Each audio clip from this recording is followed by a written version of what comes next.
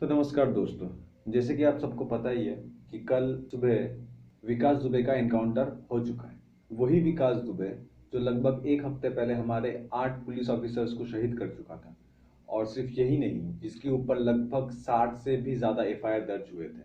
वो भी छोटे मोटे नहीं, मर्डर के एफआईआर तक उसके नाम पर थे। लेकिन जैसे जैसे दिन बीतता गया, कुछ यूट्यूब चैनल्स और कुछ आर्टिकल में ये दावा किया गया कि शायद वो एक फर्जी एनकाउंटर था। अब इसके लिए वो लोग जो तर्क दे रहे हैं जस्टिफाइबल भी है। मुझे इन लोगों से सिर्फ एक ही तकलीफ है, जब हमारे 8 पुलिस ऑफिसर शहीद हुए थे तब इन लोगों ने चुप्पी साधी हुई थी। लेकिन जैसे ही आज एक गैंगस्टर मरा है, तब इन लोगों का ह्यूमन राइट अंदर से बाहर उछल उछल के निकल रहा है। लेकिन हम लोग आज इसके बारे में बात नहीं करने वाले हैं। हम लोग ये बात करने वाले हैं कि क्या एनकाउंटर लीगल है, अगर लीगल है तो किस तरीके से लीगल है, हमारी इंडियन कॉन्स्टिट्यूशन इसके बारे में क्या कहती है। तो आइए इन सब के बारे में जान लेते हैं। मैं हूं आपका दोस्त सोमोकांत चक्रवर्ती और आप देख रहे हैं ज्ञान की गरीबी। तो हमारे इंडियन जुडिशरी सिस्टम के अंदर दो तरह की कोड होते हैं। एक है आईपीसी, दूसरा है सीआरपीसी, यानी कि इंडियन पिनल कोड और क्रिमिनल पिनल कोड।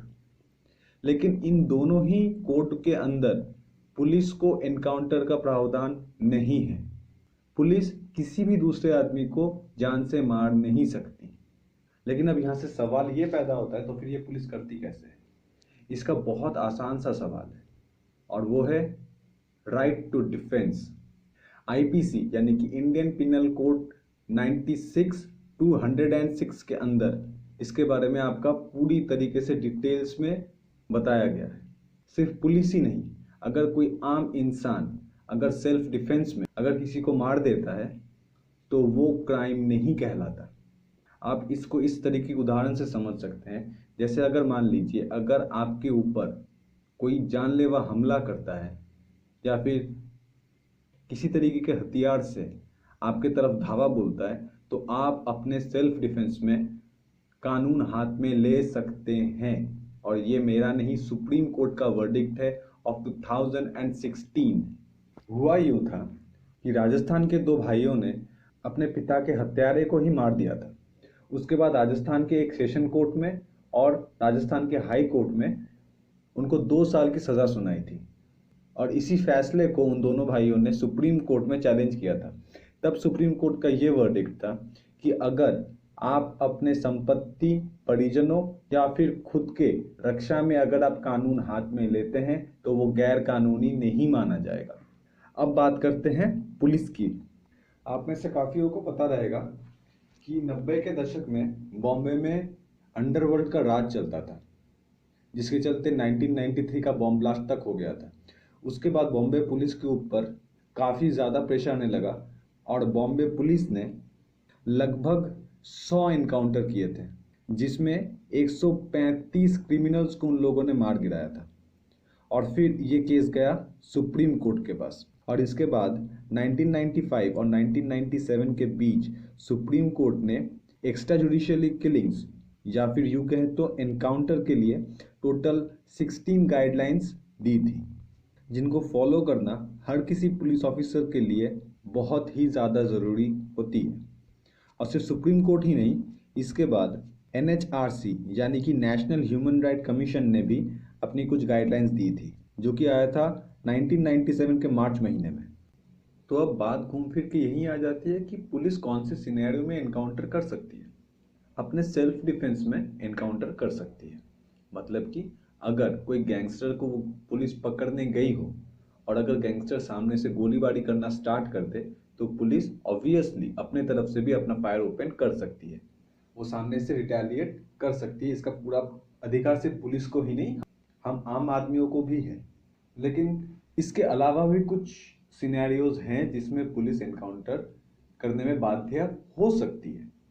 जैसे कि अगर कोई बड़ा गैंगस्टर या फिर टेररिस्ट भागने की कोशिश करे, तो उस मामले में भी पुलिस एनकाउंटर कर सकती है। जैसे कि आपको शायद पता होगा 26/11 में जब कसाब पकड़ा गया था, एक एनकाउंटर के दौरान पकड़ा गया था।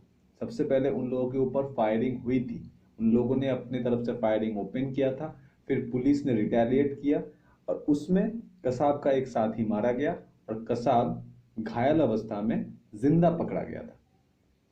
अगर दूसरा उदाहरण आप लेते हैं, हैदराबाद इनकाउंटर के बारे में शायद आपको ध्यान होगा, जो कि लास्ट ईयर ही दिसंबर के महीने में हुआ था, हैदराबाद के गैंग रेप के बाद। तब भी वहां से अपराधी भागने की कोशिश कर रहे थे और एक पुलिस ऑफिसर का हथियार छीन के उन लोगों के ऊपर फायरिंग उन लोगों ने स्टार्ट कर दिया था, जिसके रिटेलिएशन में पुलिस ने भी उन लोगों की तरफ फायर ओपन किया था। और एक सिनेरियो ये है कि अगर मान लीजिए अगर कोई उम्र कैद या फिर फांसी का अपराधी अगर भागने की कोशिश करता है, तब भी पुलिस उसको इनकाउंटर में मार सकती है। लेकिन इन सब के पीछे एक बहुत बड़ा लेकिन ये आता है, हर किसी टाइप के इनकाउंटर के बाद हर किसी आम आदमी की तरह पुलिस को भी अपनी बेगुनाही साबित करना पड़ता है। तो देखिए, मैं कोई लॉ का स्पेशलिस्ट हूं नहीं, I am a layman, but जब हमारे फोर्सेस के ऊपर बात आती है मुझे थोड़ी सी तकलीफ होती है।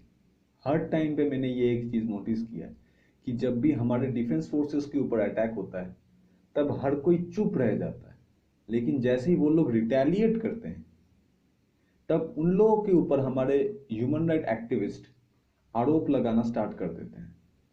इस मामले में भी सेम हो रहा है।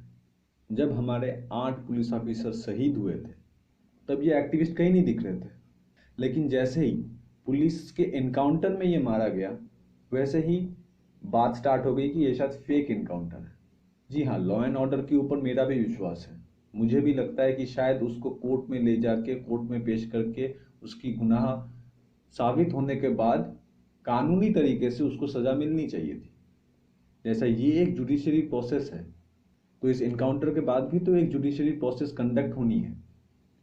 तो हम लोग उस जुडिशरी प्रोसेस के लिए वेट क्यों नहीं कर रहे हैं? हम लोग डायरेक्टली किसी ऑफिसर के ऊपर आरोप क्यों लगा रहे हैं? आपको एक बात समझनी होगी कि शायद जिस पुलिस ऑफिसर की गोली से ये आदमी आज मरा है, क्या पता उस दिन ये भी वहां पे मौजूद हो।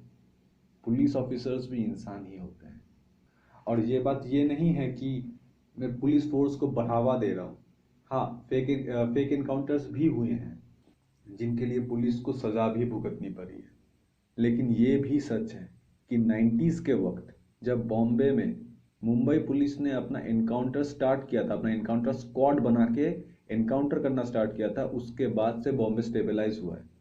बाटला हाउस का उदाहरण भी ले लीजिए आप। बाटला हाउस के ऊपर तो मूवी भी आ चुकी है। बाटला हाउस के इंसिडेंट के बाद से टेररिस्ट अटैक काफी हद तक कम हो गए, कम से कम उस स्पेसिफिक टेररिस्ट ऑर्गेनाइजेशन से। मैं उसका नाम नहीं लेना चाह रहा। तो आज की ये वीडियो मैंने थोड़ी सी हड़बड़ाहट में ही मैंने बनाई है। इंटरनेट से मैंने जो जितना भी थोड़ा बहुत मैंने रिसर्च किया है, मैंने जितना भी थोड़ा बहुत रिसर्च करके मुझे जो भी रिसर्च मटेरियल मिला है, मैंने उसके ऊपर ये वीडियो बनाई है ताकि मैं अपनी बात रख सकूं। अगर आपको मेरी ये वीडियो थोड़ी भी सही लगती है या फिर आप अपने हिसाब से भी आप थोड़ा बहुत रिसर्च कर सकते हैं, गूगल में सर्च करने से आसानी से आपको मिल जाएगा, कोई प्रॉब्लम नहीं है। तो काइंडली आप अपने फ्रेंड्स के साथ भी इसे शेयर कीजिए। Thank you.